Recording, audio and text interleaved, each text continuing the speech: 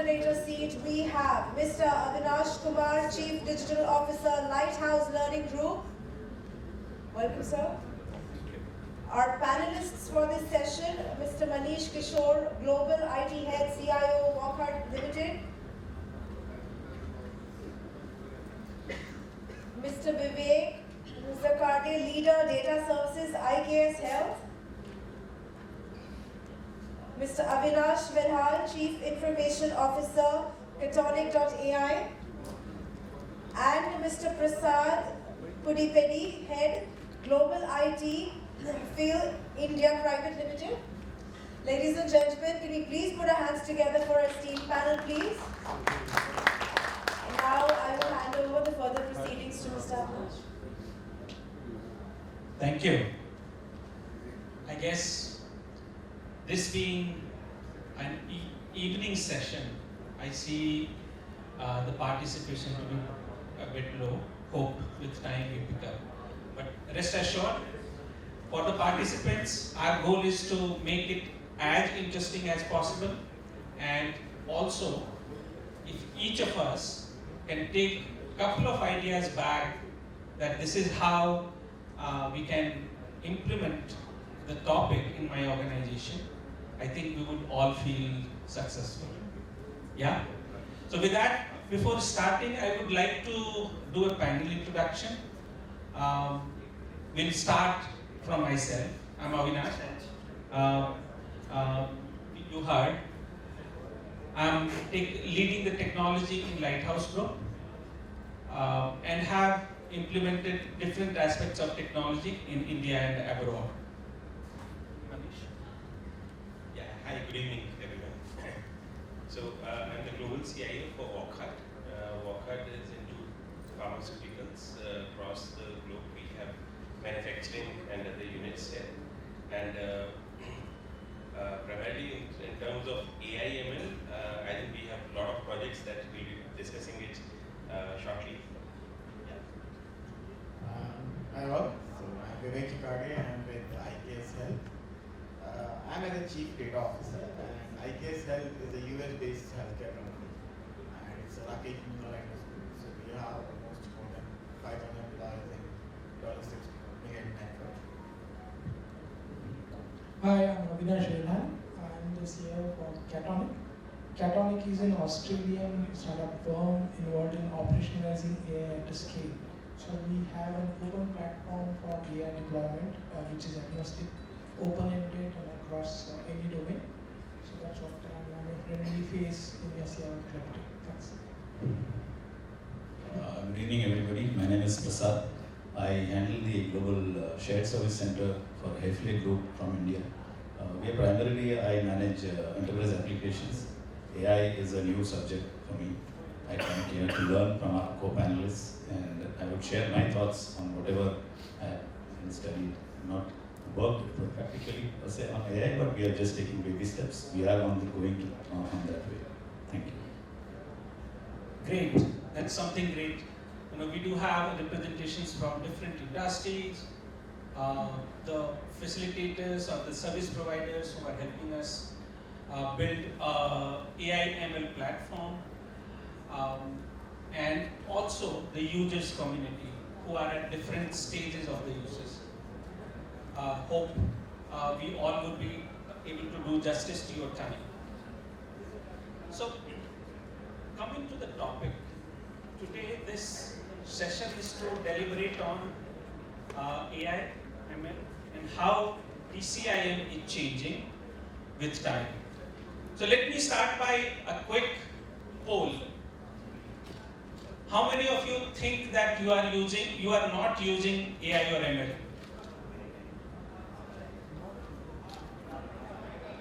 How many of you don't think that you are using AI and ML? Everybody is using. You are. Maybe where we are using? Google Maps. Google Map. Everything around. Facebook. Everywhere. And any recommendation engine you see? We are part of the AI. We are getting used. We are getting used. Right. But let me flip this question. How many of you think that your enterprise is using AI and ML or not using the enterprise, your enterprise is not using the AI and ML the way it can be.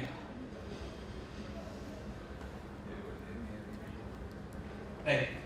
So, and that's just a possibility side of how AI ML can be beneficial to enterprise. If you we just start thinking about it and think from the theoretical perspective. I'm a theorist, AI and ML we are studying today, and I still remember it way back in 1997, we built model for it. Though we were not knowing that whether it can be implemented. So I'm a theorist, and probably with time we will see what are the next frontiers of AI and ML that is going to come.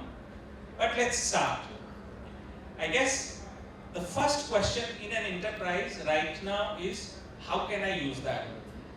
So probably let's start with the panel, and I guess Vivek, if you can just start by talking about your experience, that how you have seen this getting utilized, AI and ML in different types of enterprises. Yeah. So being AI, ML, we all go through the AI, ML, and everybody's trying to come up with the use cases in the organizations. But it's really tough to find out the right use case for the AI.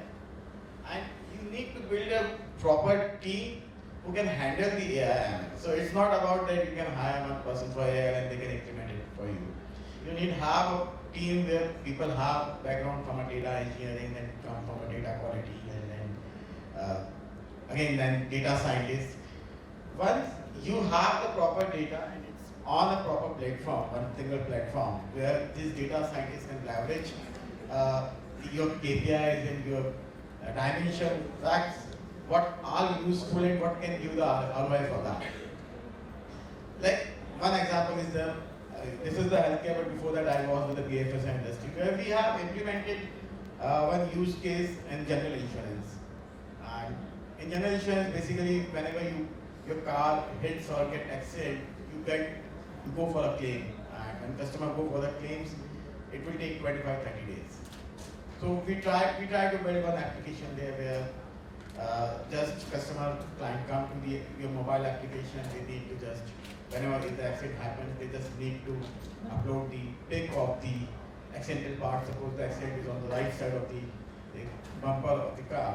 So customer comes, is just uploading the picture of the accidental part, and on the basis of this, algorithms calculated, okay, is this part is replaceable or repairable, and if it's replaceable, then how much depth is there? Suppose when the accident happened, the depth of the damage is almost 10 centimeters. So which part behind that, and what the probability of that damage of that part?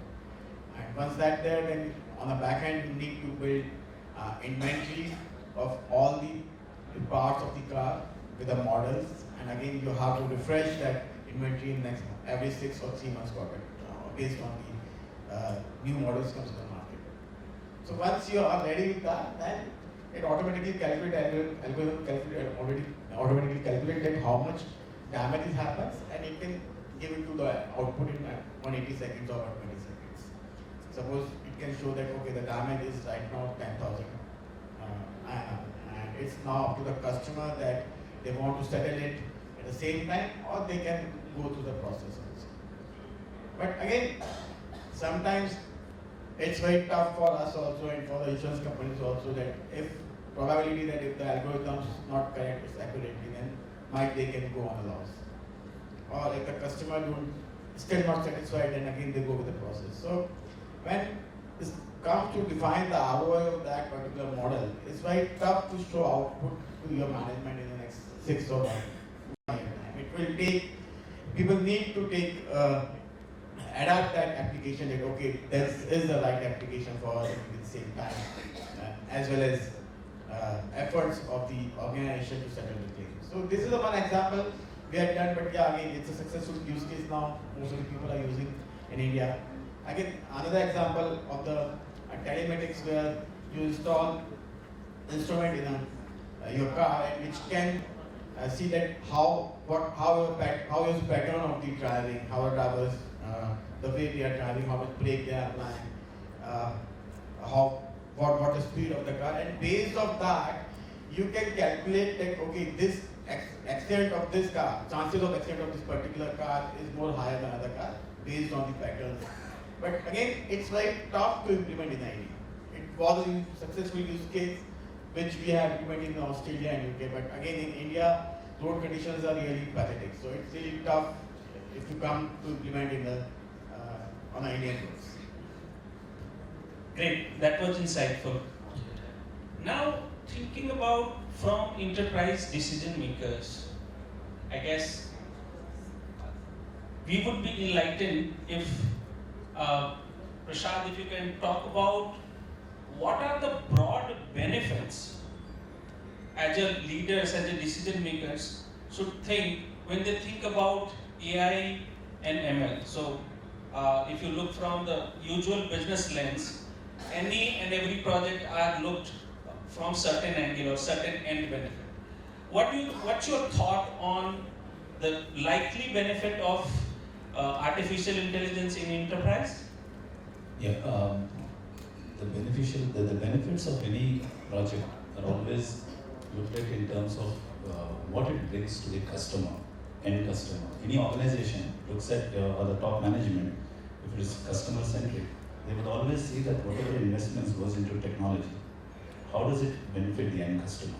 Ultimately, if the customer is getting the delight of an experience, that's what makes the business more viable, or the investment more viable, and the business gets more visibility. But coming back to the investments in AI, of course the benefits are like any other enterprise application project. It has to bring in efficiency, it has to remove errors, bring in speed, accuracy, and efficiency. These are the three main objectives any business would always try to get into a project, and that goes with any project. But with AI projects, it's that you need to also first consider that how good is your data.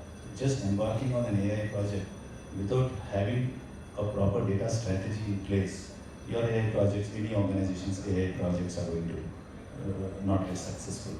Because what data you give to these models, they only learn from the data. I mean, it's not that like a normal enterprise application where a user is inputting the data.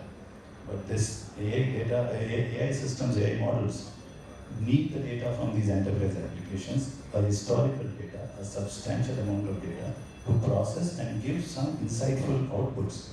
Only then a decision making can happen at the stakeholder level. So the benefits will always be in terms of reaping the investments and start small. AI, we have to first find the next is the best use case. In your organization, you need to identify what is the use case which can enable or improve your efficiency by putting an AI in place. Just because there is a technology out there in the market, trying to implement it, burning the fingers, spending the money, and not giving the output actually brings down the buying from the management also. And let me tell you, until 2019, the AI projects were just experimental. Organizations which could afford to do innovations, spend budgets for innovations, had allocated funds, used to allocate funds to do some innovations on AI and see how it can give us benefits. Come 2020 with the pandemic, the expectations of the management have changed and the expectations have converted into results. They want the investments to give results. So these AI projects post 2020 are mandatorily conditioned with results. Unless there is a result, unless there is a viable result that is at least shown in the proof of concept stage, the investments are not going through. So we are now come out from that stage of pilots, and the cost of AI tools or AI implementations have drastically come down from the last 5 years. What used to cost thousands of dollars has now come under $100. So I think organizations can take that plunge and start using the capability of AI for improving efficiency, cost, and speed. Shortly. And I think, Can I- please. So, just to benefit of us all, I want to simplify this stuff to what we're talking here. So, AI/ML is a very big jargon going on nowadays. But if you look at today's new environment, it is data in a bucket, where we have cloud everywhere, which can access and process data. So, in the data is a new one is a cliche. But what are we looking at? So, today the data explosion is creating so much of data that humanly it's not possible for you to understand, look at it and infer from it. So that's why artificial intelligence. What is artificial intelligence? Just trying to look at the patterns and look at what is the repeated patterns and process it in a much faster and a higher scale than a human can understand. So that's why we have frameworks for AI which can deploy, look at the patterns. It's more kind of a statistical environment. So what is ML? ML is basically you're automating all these patterns, looking at stitching across this AI data tools, etc., and coming out with business insights. And today's business requirements are the business insights in your business today. So what is that AI/ML brings to any enterprise is when they are trying to look at what is that I can do differently and what is the insight I have. Because today decisions are still made on feel and perception. Yes, we today still don't make decisions with data. So that thing is shifting slowly, but the speed is very slow. The reason behind that is we're still not very clear what is AI. So if I go back to our SAP days, early SAP days, SAP was something which is a panacea for SAP में डाल दो सब कुछ हो जाएगा. Today AI/ML is like something like AI/ML में डालो सब कुछ हो जाएगा. It is not that. You need a core team, you need involvement, you need everybody to take it across the enterprise and own it up. It's not IT department sitting in a corner वो क्या करता है पता नहीं. वो कुछ कर रहा है वो बैंड हो जाएगा. And then they blame they don't provide the data, you don't have clean data, you don't have volume of data, and then you have a challenge. अरे AML बकवास है, चलता नहीं है. So it is basically an across the organization initiative for which you have to understand and see. Because if you're optimizing one end of the tool, it doesn't help the organization. It will create more problems. You optimize one of the aspects so that ये use case है, let's optimize. You will have imbalance across the production systems or input systems. So it has to be done across, and that has been the failure points earlier too, why projects have been failing. Lack of understanding, lack of understanding the flow chain, what you're trying to optimize, it has to be optimized across the enterprise, not in silos. And today it's still in silos, so that's what it is. So if you're looking at for AI/ML implementation, please look at it holistically across the pattern. So what is happening? Most of the AI tools which are coming up will be more like HR tools or something, finance tools, etc. They're still not addressing the manufacturing, the main areas of production, etc. Great, Avinash. I think that was helpful. Now, as you said, there was lots of confusion about what is AI. I guess the earlier Prasad explained that we are coming out of that pilot mode. So as solution is maturing, there are different areas in which people conceptualize artificial intelligence solution. So Avinash, I'll go back to you again. If you can help us understand what are the broad solution areas that's emerging in through the AI. Probably it would be, we will be able to set a frame in which we should look at different solutions. So primarily when you're looking at AI/ML solutions, you need to look at what is the business strategy, because each enterprise has its own business strategy which will drive what they want to do. So it's not one shoe fits all. So you'll have to look at whether I'm looking at customer satisfaction. Then the AI tooling will be in terms of looking at what is your customer profile, what is his rollover, what is his demographic data, all those kind of stuff. And then that is the data you have to start collecting, cleaning it up, setting it into framework, and then your data scientist can look at based on what you want out of it. That will be decided on a business strategy. Because what the business wants has to be aligned into the tooling, not chalo ye hai data analyst kar do, which will not really work. So that's the main part which is there.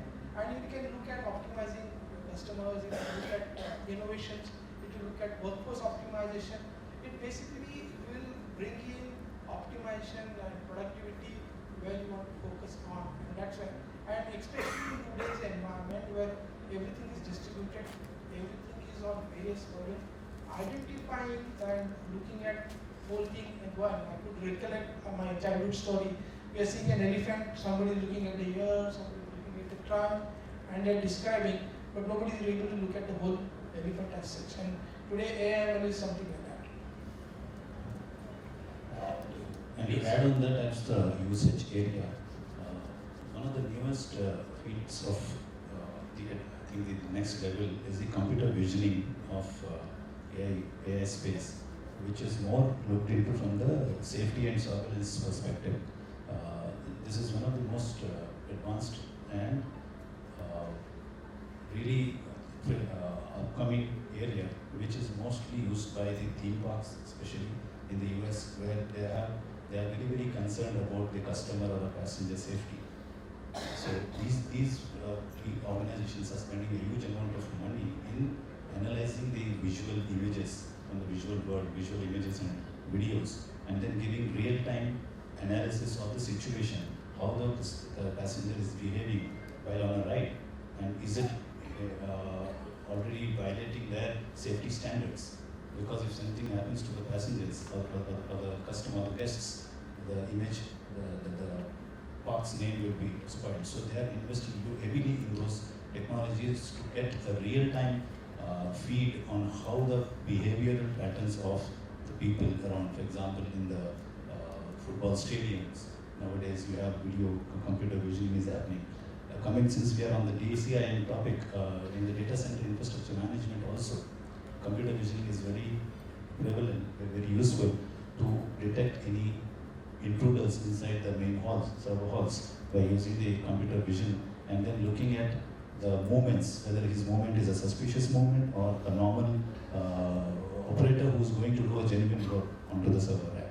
So these are all the areas which is a very advanced area which is very, very handy, and I think most of the certified high-level data centers should look into, because it gives a more higher level of comfort to the customer who's hosting their equipment in those data centers. Just coming back to data center infrastructure management, which you're talking about. So primarily we are picking out dark data centers where really lights off and everything is done robotically. Google has deployed sensors to get. So data center business is a very power hungry and very sensitive kind of an environment. So AI, Ops and ML can really add a lot of value in terms of looking at what is your uptimes. Today some of the colleagues are really struggling because of outages. So you can have prediction of what is your server loads, what is your cooling factors, what is the predicted outage based on the parameter patterns which are coming up, and avoid these kind of outages, which is predictable. Secondly, in terms of looking at the cooling security part, also like as I said, computer vision will look at monitoring the face recognition. You will have a lot of robots which are like moving around and handling your server, tracking updates, etc. Also in terms of cooling, server load monitoring, all these activities can be automated through AI. Great. I guess just to take away from this different speakers' opinion, computer vision is going to come as a major solution. Apart from that, we have been using the chatbots, modeling. So these are the broader 3-4 areas. Now I guess I would like to pick on what we have heard through the different participants, that still a lot of artificial intelligence projects fail.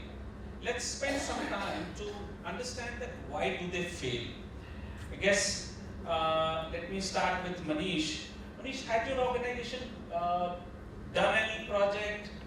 What has been your success ratios? Have you seen any failures? Yeah, I think that's the crux of it. We start a lot of projects, we fail in it, but the ultimate thing is you fail fast and recover and take the experience back from it. But ultimately, like Avinash said, it is the culture and the data readiness that you have to check for yourself. Every organization has a lot of data across in different sets. So various departments has different data sets which has been collected. maybe in SAP, maybe in CRM and other locations. Now, you have to look at that data and understand it first. How can it add value to your business? And then look at the journey, what are your digital journey for next 3 years, 5 years, where do you want to reach? And see how the new technologies can benefit you out here. That's where you start looking at the data and start look at different algorithms and models through AI/ML and see how it can benefit you across. That's the main thing. If you don't look at the data and just start the journey, you are about to fail there. Because you will have to look at as an organization, how does it fail? So I'll just give you an example of it. We are a manufacturing heavy company where we have a lot of inventory, manufacturing. We have distributors across the world where there is material lying. Now, you have Excel sheets and different analytics platform where the algorithms are being developed across. We look at W's, Power BI's and see what is happening across. But all dependencies on human, how to read it through. So that's where I think you have to use your AI and ML models to see what is the outcome of it. Can it trigger it automatically that the whole chain of it that can benefit you out there. So we had a lot of inventory across different locations. So can we reduce our burden on it and go just in time? So that is one area where we can look at it. Another area which I think imaging and vision, which we have already implemented and going through, is the machinery failure. I think a lot of automobiles and other units have already started it and they have been successful there, where you reduce your batch failure rate. Where can I put vision cameras across and they read it across and analyze it. So another example which I can quote here is, nowadays you have a lot of electronic medical records across. Now, gone are the days when the doctor check your pulse and tell you, this is the illness that you have. Now, how does that circumference into the system with AI/ML? Has he read all the different, and he is suggestive to the doctor, okay, this is the probability that you have of the illness, and this is the outcome based on his mind he can check. But the decision which he used to take from different laboratory and diagnostics used to take, let's say, 15 or 20 minutes. So his time has reduced from that to 5 or 10 minutes with different geographies and demographics across. I think the use cases are different, the failure points are different, but ultimately, how does it benefit your organization or the society? That's the base of it. If you start from there, I think success is there. Great. I guess in no unequivocal term, we are hearing that data is one of the reasons why AI project is failing. Avinash, one more reason could be, probable reason is, the AI model once built, once trained, is not the end of it. Most of the times, it's just done once and left forever. It's not like that. If the data set changes, the outcomes drastically change. So the intended benefit is not given. In terms of computer visioning, if your environmental surroundings have changed, if you have painted a wall with a different color, entire computer visioning output will change. So this constant evolving of the models is also very important. Yeah, so I'll just add to what Mr. Bharat said. Is you will have to listen to your data. What is the noise in it? When you plot a graph and see where it is going, what is the outcome of it, you have to eliminate those noises and then work on the AI model. I think that's something that you should all work on. So That's it. Yep. just Please. to add to that, primarily why AI is failing is three parts. One is the environment is pretty complex. There are multiple components. If you do a little bit more deep dive, there are so many data components, there are so many frameworks, there are so many architects, and there are so many areas of data collection, processing. So you need to have a very coherent approach to it, and a framework has to be very strong. Today it's not there. That's why many projects fail even before they start. Secondly, it requires a lot of coordination and collaboration across your enterprise roles and responsibilities, which today is a cultural challenge because people start thinking, AI hai, mera kya hoga? Let me not give data, and then it starts to fail right from that point. And then the vision is not passed on top what you want to do, and there is no sponsorship for that. So down people don't take you seriously. They provide just a little bit of code and which is not correct, not tallied, not verified, not validated, which as a vendor we really not able to do anything with that. So that is another area where after you get an order, 4 months ago just to get the data in and then management asks what are you guys doing. So those are the challenges because they don't want to share data thinking my job will go. There need to be a clear vision that we are reskilling, reprogramming, which doesn't happen. So AI is not a project only in IT or a particular department, it's across even the risk change management, culture, HR, etc. And the third part, the AI products are basically data, marriage of data and code, which is like a painting which has to be created from this thing. So you need to have a proper coherence in both of this and maintenance part of it to really get a beautiful painting. Otherwise you get all those child art of rising sun and some heart. Great, thanks Avinash. Now, going next to the data, I guess important thing is how do we make model learns or build the model. We started from, let's say if you look at enterprise AI, probably it started around, in a serious way, 2004, 2005. As we have progressed, we have seen the lacunas or the usual mistakes of modeling inaccuracies or wrong modeling. One of them are unwarranted correlation. So I guess for the attendees, can one of us clarify that what are unwarranted correlations?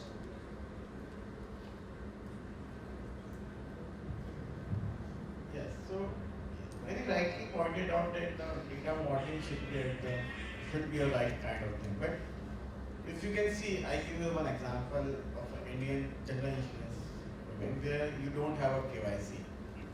You don't have a KYC, you don't know a customer. But approach of your management is that you have to be customer centric, not to be product centric. In fact, you don't know that these 5 or 6 policies belong to a same customer. Unless or until you don't have a proper deduce system, you don't have your customer database, you don't have the customer persona, you cannot go with any AI platform or AI use case. So I think need to correct your basics, need to correct your data at source level, build a proper data architecture for data scientists and provide them the right kind of a data where they should not have to waste their time more to clean on garbage. They should more work towards the statistical models and make it implement. So we do have 5 minutes left. I guess let's come on the best practices. We talked about the lacunas during different times in our conversation. One of them was the mindset.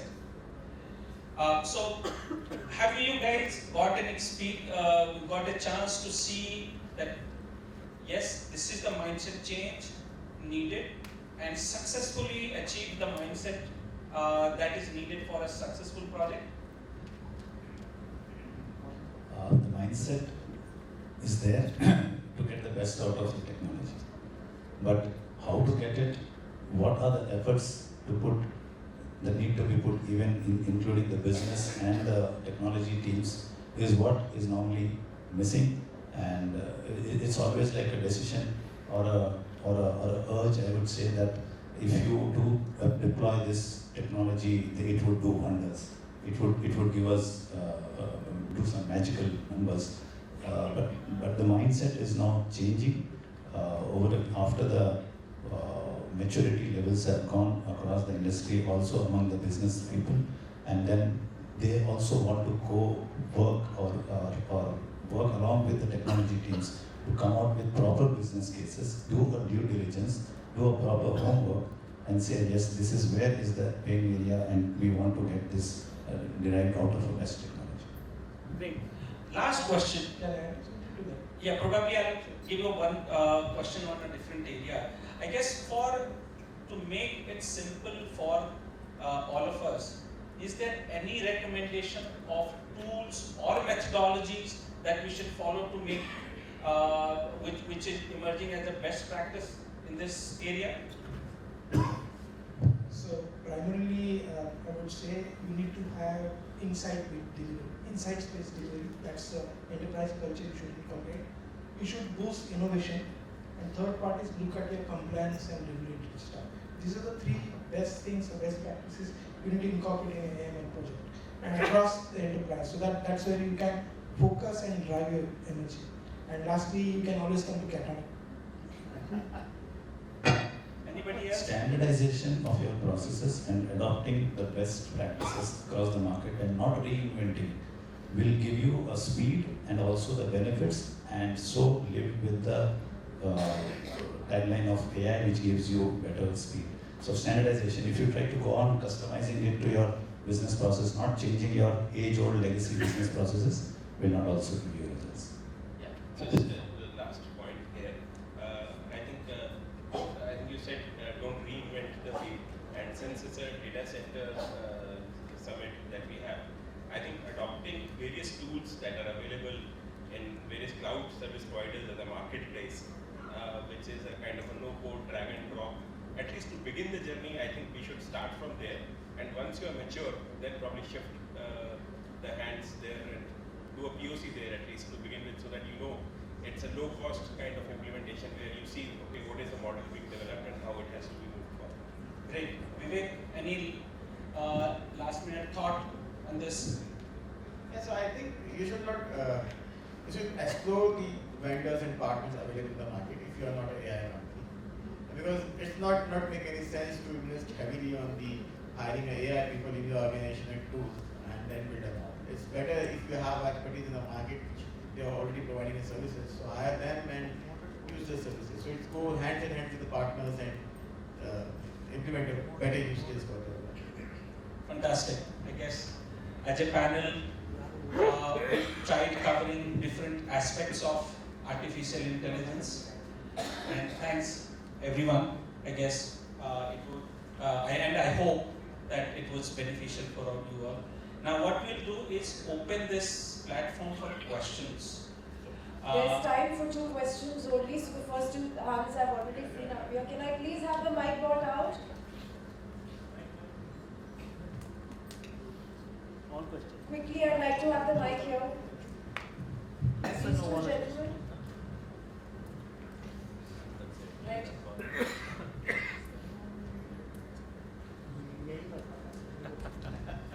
Since this is related to data center, we already seen autonomous cars, right? I mean, that's an application we're seeing. Has any one of you seen or seeing an application of a data center which is completely autonomous, running without humans, using AI? Super guys. Not seen, but there are dark data centers. Google definitely has some others. So I was not fortunate to see. But a lot of data center investments are going as of now. And there's a more focus to this because we are totally setting up new data centers. And that's where we are one up because we are getting the best of the technology and we're looking at all these aspects. So we are utilizing all these tools and we can deploy that. So some of the vendors I have seen have like really fantastic data centers which are world class, and that's the advantage because you're coming up new. And there are a lot of vendors we see today who are bringing into new investment. So we are definitely looking at all these things because we want to be a global delivery center. We're not looking at local also. For that, we are poised at a very good point where we can bring it up. Yeah, why I ask that question is because then data centers can go to areas where humans need not go, and we can save a lot of energy. Challenge there, as in morning also a lot of people question, data center is not a simple business. You need to have the power, you need to have a lot of regulations and connectivity, of course. Connectivity can be addressed with 5G with coming out. But there are a lot of regulations. They can't be near water bodies, you can't be near a government institution. So it puts a lot of limitation. Because morning somebody was asking a very interesting question. If cooling is there, why don't you put up data centers in hill stations? So that's where the answer was. And yes, it cannot be optimized in single fashion, but we need to like holistically look at it. Power is the biggest criteria. And if you leave metros, today we still have a power question everywhere, and we can't have power transport. So the power is required for cooling. So I'm saying, Right, final question, sir. Yeah, the question to all of you is, with the advent of 5G, how do you see AI ML changing, apart from the speed? Speed and connectivity, obviously, it's very obvious that it will improve. But how will the use cases of AI ML, do you see any change, or it will be just an exaggeration of what we are doing there? Yeah, I think the nearest example is during COVID, a lot of telemedicine has started. So with the advent of 5G, the response from the doctors and analysis of the diagnostics would be much faster and accurate. But primarily, I really don't see a correlation between 5G and AI ML project, because primarily data need not be online, data need not be on cloud.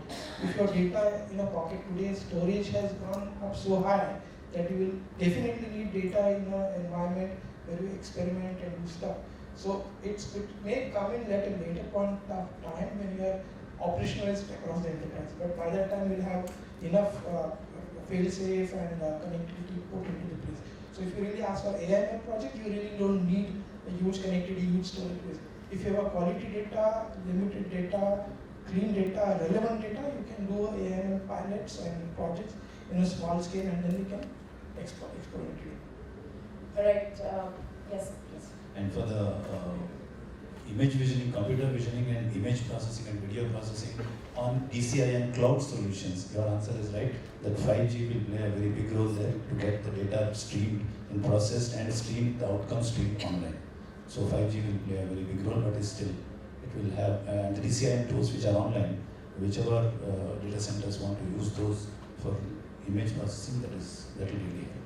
So image and video would be Image and video, not for the statistical data. Okay, so I would request Mr. Avinash to judge which was the most relevant question and to present them with a small giveaway, please. I think simplest and impactful question was definitely on vision. That how this 5G is going to change that. And I can, from my 2 cents, this is one of the reasons why AI and ML is going to evolve as industry. There may be different impacts on the different industries. So definitely I'll pass it on that. Thank you. Please. So I would request you to please come up on stage and accept your giveaway, please.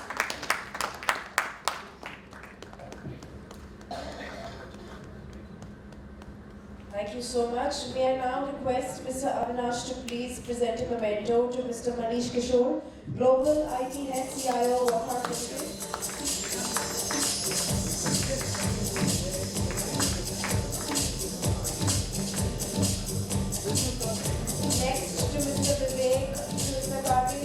Data Services, IKS Health.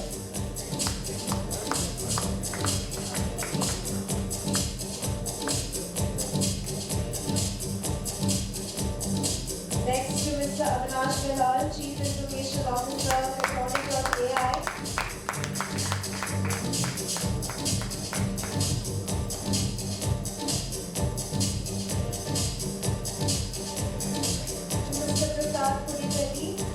Global IKS Health India Private Limited.